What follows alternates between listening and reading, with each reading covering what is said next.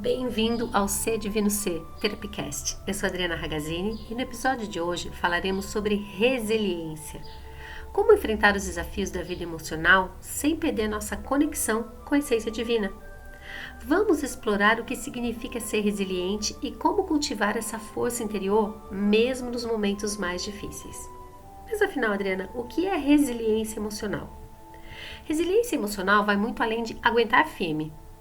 É sobre se adaptar, aprender e florescer no meio às adversidades. Imagine uma árvore que, ao enfrentar uma tempestade, não se quebra, mas flexiona seus galhos. Assim também é o ser humano resiliente. Ele não resiste rigidamente, mas se ajusta sem perder suas raízes. Resiliência é como o bambu, que se curva com o vento, mas retorna à sua forma original. Ele não luta contra a tempestade, ele atravessa essa tempestade. É diferente de resistência. Resistência é como uma rocha que tenta enfrentar a força das ondas sem ceder. Ela pode rachar ou se perder com o tempo. Para entender melhor a diferença entre resiliência e resistência, vamos imaginar duas situações do dia a dia. Imagine que você não gosta mais do seu trabalho ou não está mais feliz no trabalho em que você está, mas se recusa a mudar. Essa pessoa se mantém firme, acumulando frustração, estresse e cansaço. Ela resiste à situação, mas não busca adaptação ou transformação. Com o tempo, isso pode levar a um esgotamento físico e emocional. A resistência é como tentar segurar uma corda que está queimando. Quanto mais você aperta, mais você se machuca. Agora imagine uma pessoa que enfrenta um desafio semelhante no trabalho. Mas em vez de resistir à situação, ela se adapta. Busca entender o que pode aprender, reavaliar suas metas e, se necessário, muda a carreira. Ela flexiona, mas não quebra. Enfrenta a adversidade com sabedoria e mantém a conexão com seus valores e propósito. A resiliência é como um surfista enfrenta uma onda. Ao invés de lutar contra ela, ele aprende a deslizar sobre as águas, usando a força do mar a seu favor. Esses exemplos mostram que a resistência nos mantém presos, enquanto a resiliência nos liberta para crescer. Ela nos conecta com nossa essência divina, lembrando que somos mais fortes do que qualquer desafio. Resistir pode nos deixar exaustos e quebrados. Ser resiliente nos permite crescer mais fortes. Mas o que a resiliência tem a ver com a nossa essência divina? Muitas vezes associamos a essência divina à ideia de perfeição, de uma vida sem dor ou sofrimento. Mas a verdadeira conexão com nossa sombra interna não significa evitar desafios ou nunca falhar. Pelo contrário, é saber que, mesmo em meio às tempestades, há um núcleo nosso que permanece intacto, imutável e puro. Lembro de uma época na minha vida, quando iniciei minha jornada de autoconhecimento, eu fazia cursos na esperança de mudar minhas crenças e percepções para não ter mais problemas em minha vida. Mas no decorrer, eu descobri que os problemas, entre aspas, ou melhor, os desafios, nos fazem crescer, evoluir. E quanto mais confiamos nessa força que já existe dentro de nós, mais nos consideramos capazes de superar esses desafios. Pense em um diamante coberto de lama. A sujeira pode esconder o brilho, mas nunca a derrota. É assim a nossa essência. Mesmo coberta por dificuldades ou feridas emocionais, ela continua sendo preciosa e luminosa. E o que significa conhecer a sua essência? É lembrar-se de quem realmente você é, além das máscaras sociais, das expectativas dos outros ou das suas próprias limitações autoimpostas.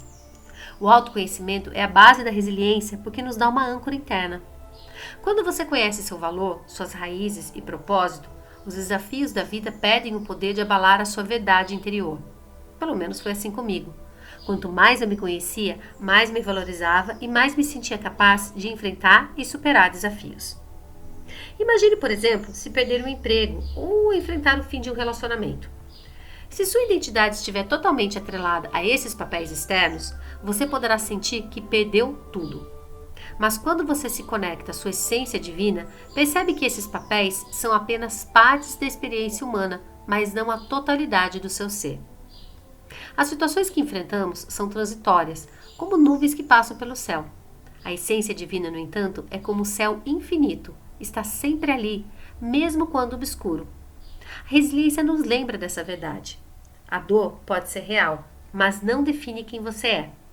A dor muitas vezes é inevitável, mas o sofrimento é opcional. O fracasso pode prejudicar, mas não diminui o seu valor. Ou seja, os desafios são mestres disfarçados nos guiando de volta à nossa essência. Muitas vezes, diante de uma crise, você esqueceu de quem realmente você é? Talvez você tenha pensado que era fraco, insuficiente ou indigno. Mas vamos para uma história inspiradora de Viktor Frankl e a resiliência em meio ao caos. Viktor Frankl é um psiquiatra austríaco e sobrevivente do Holocausto, que sofreu horrores inimagináveis em campos de concentração. Ele perdeu a família, viveu em condições desumanas e foi submetido a sofrimentos físicos e psicológicos extremos. No entanto, mesmo em meio a esse cenário de desespero, ele encontrou uma verdade profunda. A resiliência nasce da conexão com o propósito e essência íntima do ser. Em seu livro Em Busca de Sentido, ele afirma: tudo pode ser tirado de um homem, menos a última das liberdades humanas, a escolha de sua atitude em qualquer circunstância. Essa frase reflete o coração da resiliência. Embora ele não pudesse mudar o ambiente brutal em que estava, Frankl percebeu que tinha o controle sobre sua resposta interna, e é sobre isso. Não é o que acontece, mas o que nós interpretamos e o que nós fazemos com o que acontece. E ele decidiu focar sem significado e sem propósito, cultivando a força interior para resistir ao sofrimento e manter sua humanidade intacta. A conexão com a essência divina, ele mostra que Frankl não se deixou definir pelo sofrimento externo. Ele encontrou a força ao se reconectar com seu propósito maior. O amor. Ele valorizou conversas com sua esposa, mesmo sem saber se ela ainda estava viva. Esse amor nutria sua alma e dava esperança. O amor é o antídoto para todas as coisas. Sentido da vida. Ele se concentrou em ajudar outros prisioneiros e em documentar sua experiência, vendo a cada momento como uma oportunidade de aprendizado.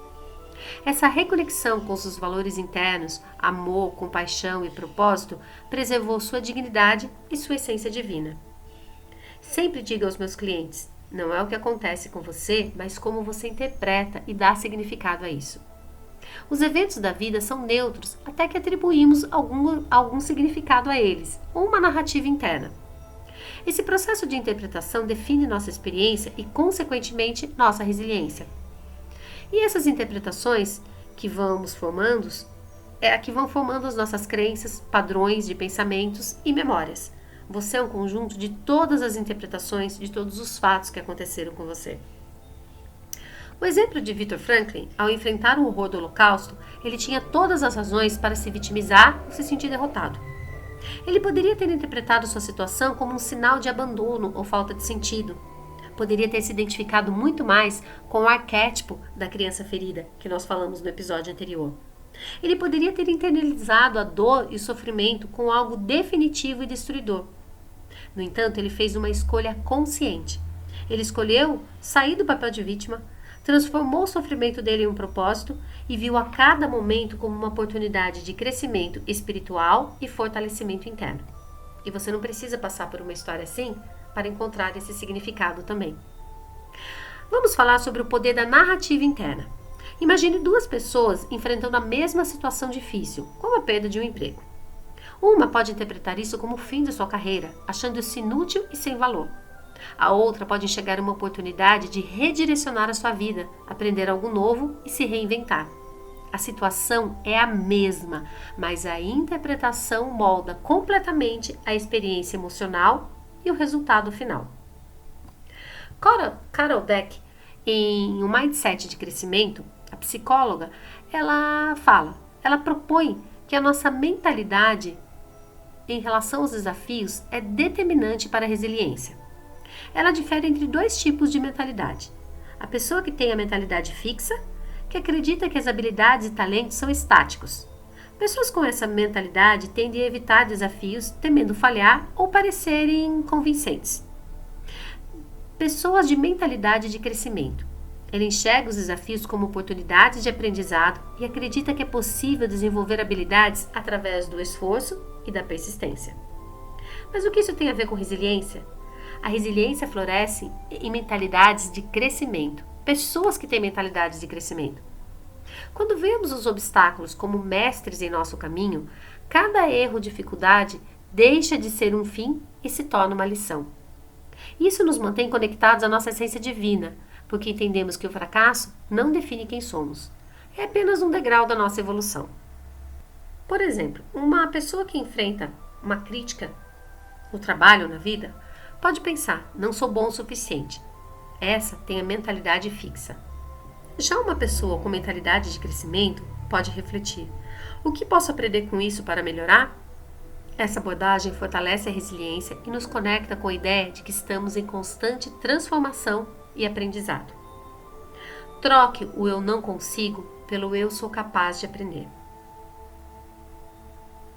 Gabor Maté, médico e especialista em trauma, explora como experiências traumáticas, especialmente as ocorridas na infância, podem nos desconectar da nossa essência divina.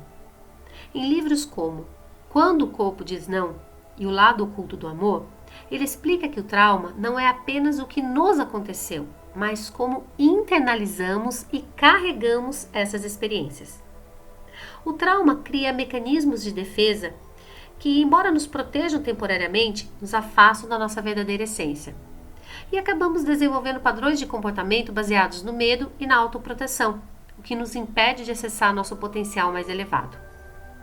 Mas o trauma pode ser visto como um portal para crescimento.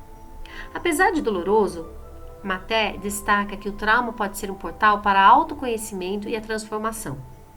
Ao confrontarmos nossas emoções com paixão e consciência, começamos a dissolver as barreiras que nos afastavam da nossa essência divina. Por exemplo, uma pessoa cuja mãe abandonou na infância pode desenvolver uma opinião de que não merece amor. No entanto, ao revisitar essa dor com apoio terapêutico, ela pode reinterpretar essa experiência entendendo que o abandono não define o seu valor. Esse processo de cura reconecta a pessoa à sua força interior, promovendo uma resiliência genuína. Vamos falar um pouquinho sobre a hipnose na ressignificação de traumas e liberação da força interna. Como já explorado, 95% das nossas opiniões e padrões comportamentais não são conscientes, são inconscientes.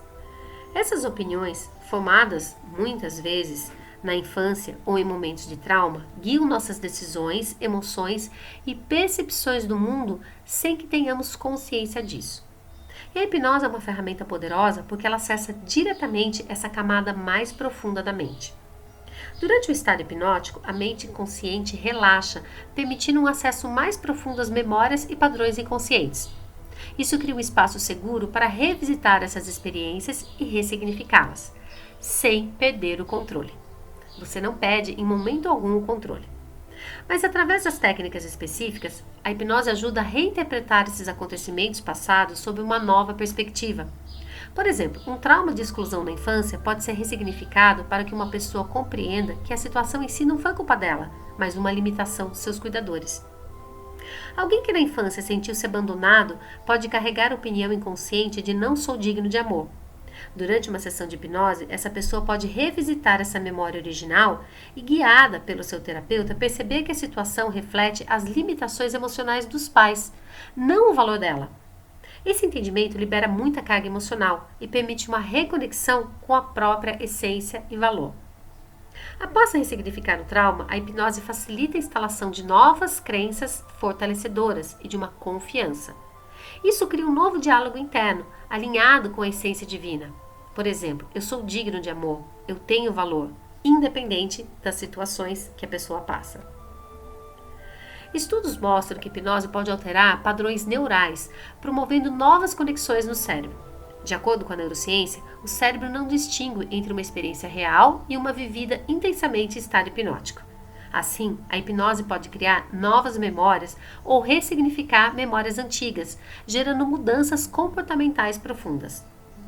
A resiliência verdadeira começa quando você olha para dentro e decide ressignificar as histórias que você limitou. A hipnose pode ser um caminho para acessar essas memórias, liberar traumas e desbloquear a força divina que sempre existiu dentro de você e que existe dentro de você. Você está pronto para reescrever sua história e se reconectar com a sua essência divina? Se você deseja passar por esse processo transformador comigo, utilizando a minha metodologia de hipnose como ferramenta, entre em contato. Vamos juntos liberar o potencial infinito que há em você.